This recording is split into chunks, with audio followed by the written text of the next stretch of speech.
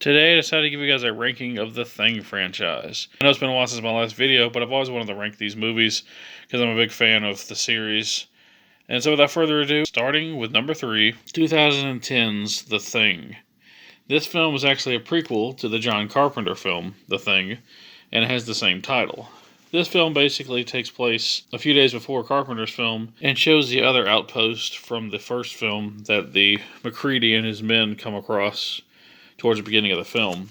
It's a pretty good story, I think, but the biggest problem with this one is the visual effects. It is a damn shame what happened to this movie, but essentially what happened was this. The creators of this film had some really good visual effects and really good gore effects, and unfortunately, the producers didn't like the practical effects and overlaid all of these hand-done work with CGI effects. That's right.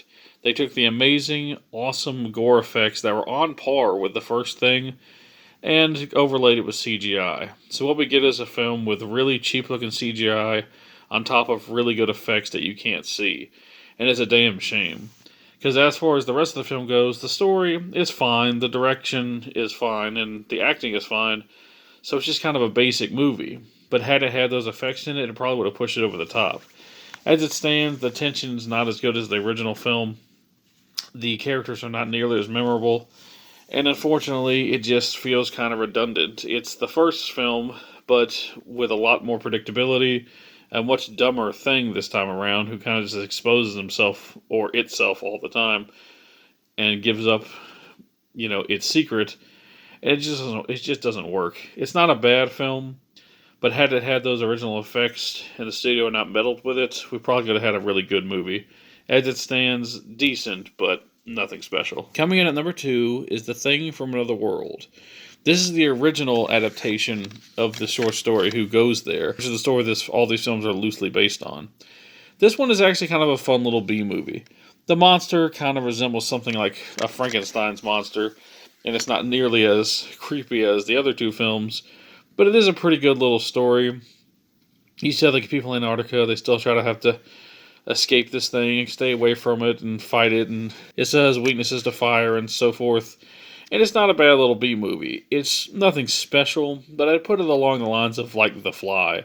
It's fun, it's entertaining, it kind of is what it is. I don't really get anything super special here in terms of atmosphere or even thrills, but it's an entertaining little 90-minute movie. There's nothing wrong with it, and I know it sounds like I'm just kind of, glossing over this one, but there's just not much to it. But a fun B movie that is worth watching.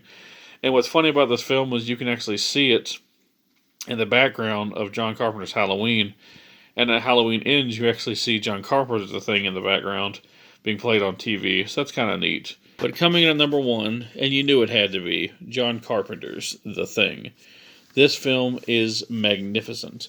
With amazing gore effects, great cast and acting from everybody, a magnificent score by Ennio Morricone and John Carpenter. If you love good tension or horror, you will love The Thing.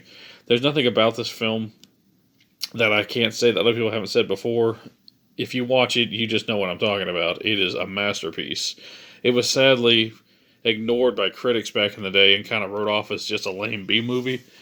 But in more recent years, it's been reappraised and it's been evaluated as one of the best horror films of the 1980s, as it should be. One of the best remakes ever made, one of the best John Carpenter films ever, and one of my favorite Kurt Russell films as well. I absolutely adore this movie, and it is so freaky, so terrifying. It's basically about this group of scientists who come across this monster who can turn into anyone else. It can replicate anybody that it touches. And so it's nothing about paranoia, and they don't know who is the thing or who is a real person. And that is just such a damn cool premise. Whereas the original film didn't really have the body swapping thing like this one does, and whereas the prequel just kind of lazily rehashed the idea, this one is really where it's at. This perfectly encapsulates the paranoia of the original short story, but also makes it unique in its own way. Truly gruesome, truly terrifying, and truly an amazing film. If you're a fan of The Thing, there was also a really awesome The Thing video game released on the original Xbox and PS2. But the cool thing about this game is that John Carpenter actually worked on the game, and I think did some of the score as well. It's basically, you have to play as this new group trying to find out what happened, at the original camp while running into the thing and trying to survive through the night. It's actually a pretty damn cool and underrated game, and one that I highly recommend. This is a pretty awesome franchise, and while the original is fun B-movie fare and the prequel is, kind of a disappointing modern film, I think that John Carpenter's will always be amazing and always be loved by horror fans. I'm sorry that this video took so long to get out. I was meant to have this thing out days ago, but unfortunately I actually ordered this one through Amazon because I had not seen it in a long time, and I figured I'd give it another watch before making my ranking.